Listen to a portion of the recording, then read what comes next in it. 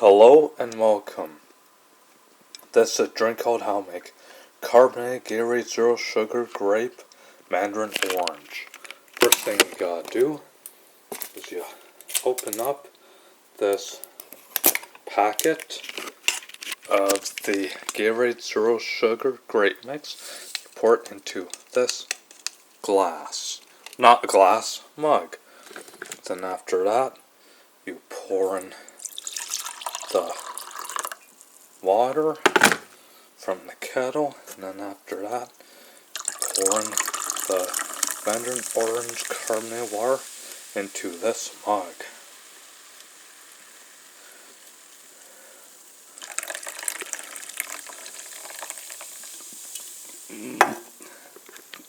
And here is your Carbonated Gatorade Zero Sugar Grape Mandarin Orange. Enjoy it, folks, and thank you for watching. Peace.